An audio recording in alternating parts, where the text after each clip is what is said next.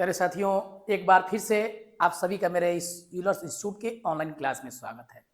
प्यारे बच्चों, online class में 12th क्लास का एक चैप्टर है एक्सरसाइज 1.3 और इस एक्सरसाइज 1.3 में एक्सरसाइज 1.3 का पहला क्वेश्चन आपकी आंखों के सामने है कि मान लीजिए कि ये एक चैप्टर है। इस चैप्टर का नाम होगा, मैं बता देता हूं आपको, ये है कॉम्पोजिशन ऑफ फंक्शन। क्या है? Composition of function. Composition of function. Composition of function जिसमें होता है फलनों का संयोजन। फलनों का संयोजन।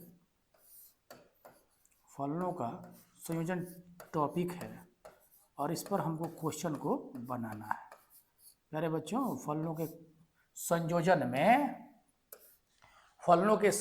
में हम लोग को देखना है। ये क्वेश्चन नंबर 1 आपके आंखों के सामने है। क्वेश्चन नंबर 1 क्या कहता है? क्वेश्चन नंबर 1, और फलनों के संयोजन में देखेंगे हम लोग को पढ़ना होता है गॉफ के बारे में। किसके बारे में पढ़ना है? गॉफ के बारे में। और गॉफ का मतलब होता है GF(x) और फॉक का मतलब होता है FGX। और इसका कुछ रूल्स भी है कि अगर कोई फंक्शन है f such that a tends to b और दूसरा फंक्शन है g such that b tends to c, तो एक गॉफ डेफिनेशन होता है कि गॉफ such that a tends to c हो जाता है। ठीक है? अगर कोई फंक्शन है f a से b और g b से c में है तो गॉफ a से c में होगा। ये इसका डिफिनीशन है कॉम्पोजिशन ऑफ फंक्शन का। और प्यारे बच्चों, मैं बता देता हूँ कि देखेंगे यहाँ पे ये सेट A है, ये सेट B है और ये सेट C है। और A से B में कोई फंक्शन अगर f हो और B से C में कोई फंक्शन अगर g हो तो A से C में जो फंक्शन जाता है वही गॉफ हो जाता है। A से B में अगर f हो, B से C में अगर जो है g हो, तो A से C में जो होगा वही क्या हो जाता है? गॉफ हो जाता है। प्यारे बच्चों, ये चीज़ें आपको समझ में आ रही हैं कि नहीं? ये कमेंट करके जरूर बताइएगा। कमेंट करके बताने से हमको लगेगा तो इस पर फिर एक्सप्लेनेशन देने का कोशिश किया जाएगा। आइए हम क्वेश्चन को देखते हैं कि कितनी आसानी से इसके क्वेश्चन को हम लोग बना पाते हैं।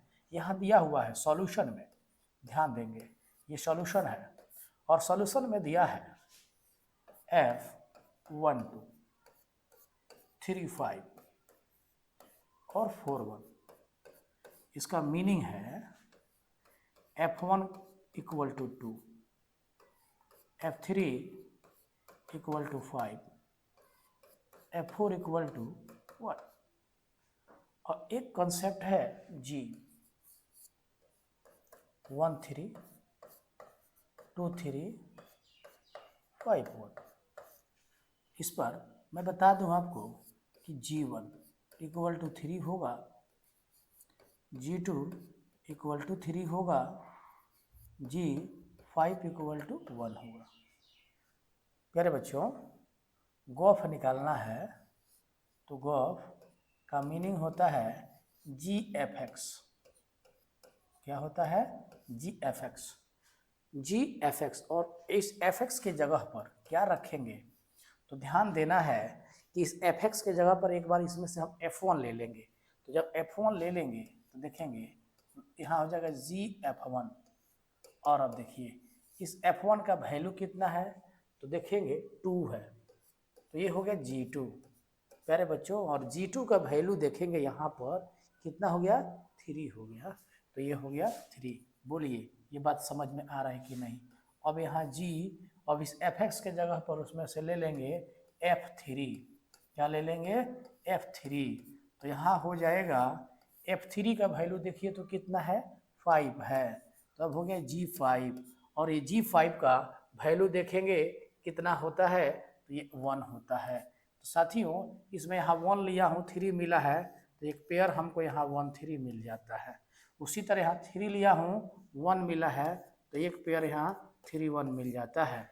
और उसी तरह प्यारे बच्चों G और इस सब Fx के जगह पर क्या ले लेंगे, F4 ले लेंगे, ठीक ना। तो F4 अब जब लेंगे तो G F4 का वैल्यू कितना होता है, तो 1 होता है, और G1 का वैल्यू क्या हो जाता है, तो G1 का वैल्यू हो जाता है 3, G1 का वैल्यू हो जाता है 3। प्यारे बच्चों ये क्या हो गया, 4 3, बोलिएगा ये डाउट है। तो हमको एक गोफ का फाइनल आंसर मिल जाता है, पहला आंसर हो जाएगा 1 3, पहला आंसर हो जाएगा 1 3, दूसरा आंसर हो जाएगा 3 1, और ये हो जाएगा 4 3, ठीक है। ये हो जाता है कंप्लीट आपका आंसर एक्सरसाइज 1.3 का। ये पहला क्वेश्चन है आपके आंखों के सामने, देख लेंगे आपको समझ में आया है कि नहीं आया है, कमेंट करके बताइएगा कि ये क्वेश्चन आपको समझ में आया है कि नहीं आया है, ठीक है। आइए अगले सवाल को हम देखते हैं। अगला सवाल आपके आंखों के सामने होगा। अगला सवाल होगा क्वेश्चन नंबर 2। प्यारे बच्चों ये क्वेश्चन हो जाएगा, दूसरा क्वेश्चन है, देखेंगे। दूसरा क्वेश्चन आपकी आंखों के सामने। दूसरा क्वेश्चन है सॉल्यूशन।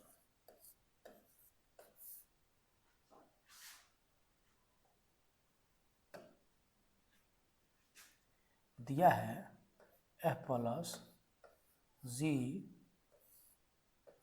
ऑपरेशन H बराबर F operation H plus G operation H। इसको सॉल्व करना है, तो हम इसके लिए इस क्वेश्चन को प्रूव करने के लिए मैं आपको बता देता हूं कि एक डिस्ट्रीब्यूटिव लॉ है। और बच्चों डिस्ट्रीब्यूटिव लॉ कहता है, डिस्ट्रीब्यूटिव लॉ, इसको पहले मैं बता देना चाहता हूं कि डिस्ट्रीब्यूटिव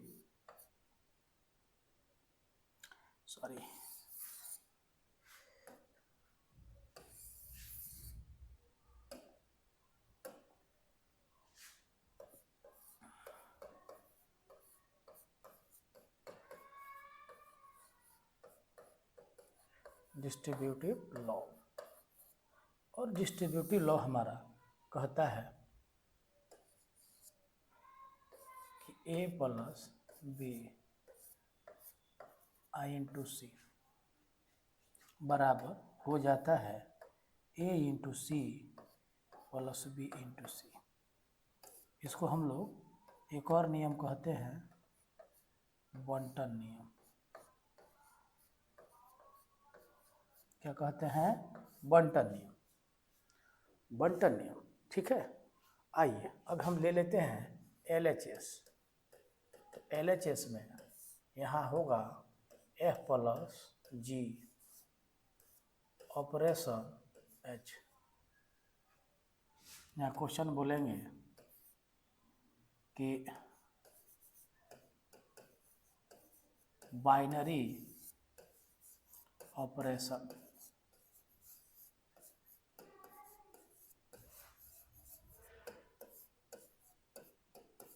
डिस्ट्रीब्यूटिव लॉ को फॉलो करता है।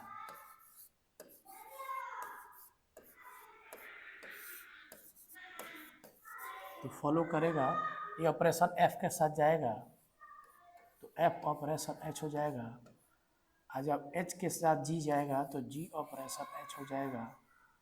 प्यारे साथियों ये हो जाता है RHS। ये कंप्लीट आपका प्रूफ हो जाता है। बाइनरी ऑपरेशन डिस्ट्रीब्यूटिव लॉ को फॉलो करता है, इसलिए इसको जब डिस्ट्रीब्यूटिव लॉ से जब तोड़ेंगे तो सीधे RHS मिल जाता है, ठीक है। इसी तरह इसका दूसरा सवाल भी है, तो दूसरे सवाल को भी मैं बना देता हूं, देखते रहिए। दूसरा सवाल आपके आंखों के सामने है।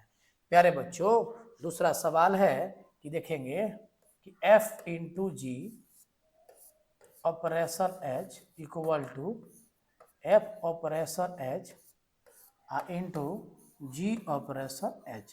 ये डिस्ट्रीब्यूटिव लॉ है, और यहाँ LHS ले लेंगे, ध्यान से देखेंगे, F इंटू जी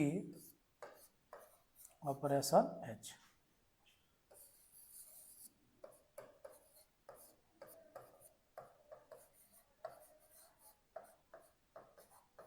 डिस्ट्रीब्यूटिव लॉस है। अब ये डिस्ट्रीब्यूटिव लॉस जब होगा तो क्या होगा, F ऑपरेशन H आई इंटू जी ऑपरेशन H। और ये प्यारे बच्चों ये हो जाता है आपका RHS।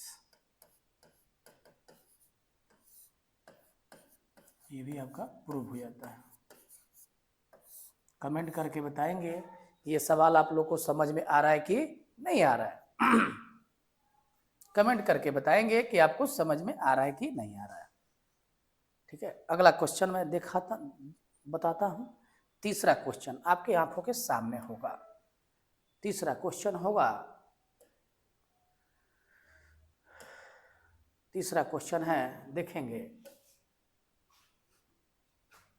कहता है कि fx इक्वल टू दिया हुआ है मोड x और gx इक्वल टू दिया है मोड 5x माइनस 2। इसमें हमको निकालना है fx इक्वल टू दिया है मोड x और मैं कह देता हूँ कि इस x के जगह पर, इस x के जगह पर हम रख देंगे क्या, gx। तो gx जब रखेंगे तो यहाँ भी मोड के अंदर क्या हो जाएगा, gx हो जाएगा। अब एफ जी एक्स का मतलब होता है बाबू फॉग, और यहाँ देखेंगे जी एक्स का वैल्यू क्या हो जाएगा, तो मोड 5x माइनस 2, ये आपका आंसर हो जाता है। अब हमको गॉफ निकालना है तो लिखेंगे कि g x equal to mod 5x minus 2। अब यहाँ पर x के जगह पर हम रख देंगे fx, तो यहाँ भी x के जगह पर क्या हो जाएगा, fx हो जाएगा, बोलेंगे ध्यान से। और जब जी fx जब लिखेंगे तो ये इसको लिख सकते हैं हम लोग गॉफ, तो मोड 5। अब इस fx का वैल्यू क्या होगा, तो fx का वैल्यू होता है यहाँ पर मोड x, ऐसे है ना, -2, और ये मोड हो जाएगा और ये गॉफ का कंप्लीट आपके आंखों के सामने आंसर हो जाता है। ये पहला सवाल है, तीसरा का पहला सवाल है। तीसरा का पहला सवाल है जिसमें हम लोग फॉग भी निकाले हैं और गॉफ भी निकाले हैं। ठीक है, आइए इसके अगले सवालों को मैं देखता हूँ, इसका 2 नंबर क्वेश्चन क्या कहता है। 2 नंबर क्वेश्चन भी है और 2 नंबर क्वेश्चन आपके आंखों के सामने है। देखेंगे कि fx का वैल्यू दिया है 8x³ और gx का वैल्यू दिया है x के पावर 1/3। तो fx इक्वल टू मैं लिख दूंगा यहाँ पर 8x³। तो इस fx के जगह पर हम रख देंगे gx। तो यहाँ भी इस x के जगह पर हम क्या रख देंगे, gx रख देंगे, है ना। और यहाँ पे कितना हो जाएगा, q हो जाएगा। अब यहाँ मैं कह देना चाहता हूँ कि fgx का मतलब होता है फॉग और 8, और gx का मतलब यहाँ x के पावर 1/3 का होल पावर 3 हो जाएगा। और मैं बता देना चाहता हूँ कि जब फॉग लिखेंगे तो यहाँ देखेंगे 8 और x के पावर हो जाएगा 3/3, और 3 से 3 क्या हो जाएगा, कट जाएगा। तो फॉग इक्वल टू हो जाएगा 8x। प्यारे बच्चों, अब इसमें अब इसका दूसरा क्वेश्चन बनाऊंगा। दूसरा क्वेश्चन देखिए, दूसरा में अब गॉफ निकालूंगा। तो लिख दे रहा हूँ कि gx इक्वल टू क्या हो जाएगा, तो x के पावर 1/3। अब जी x के जगह पर क्या रखूँगा, fx रखूँगा। तो यहाँ भी x के जगह पर क्या हो जाएगा, fx हो जाएगा, और x के पावर यहाँ 1/3। अब जी एफ एक्स का मतलब क्या होता है, तो गॉफ होता है। क्या होता है, गॉफ होता है। और एफ एक्स का मीनिंग क्या होगा, तो एफ एक्स का मीनिंग हो जाएगा 8x³ का होल पावर 1/3। अब यहाँ मैं कहना चाहता हूँ कि 8x³ में x a का पावर 1/3 है, तो देखेंगे ये चीज़ें जो है आपको मैं बता दूँ, ये जो चीज़ें हैं इसको मैं लिखूँगा ऐसे 2x का होल क्यूब, आप पूरा का होल पावर 1/3, और ये 3 से 3 कट जाएगा तो क्या बच जाएगा, 2x बच जाएगा। तो गॉफ का आपके सामने वैल्यू क्या हो जाता है, 2x हो जाता है। ठीक है, तो ये आपका क्वेश्चन है और ये आपका सॉल्यूशन हो गया एक्सरसाइज 1.3 का क्वेश्चन नंबर 1, क्वेश्चन नंबर 2 और क्वेश्चन नंबर 3। नेक्स्ट क्वेश्चन को लेकर मैं आऊँगा इसके बाद वाले वीडियो में। तब तक के लिए जो भी बच्चे सब्सक्राइब नहीं किए हैं चैनल को सब्सक्राइब कर लेंगे। धन्यवाद।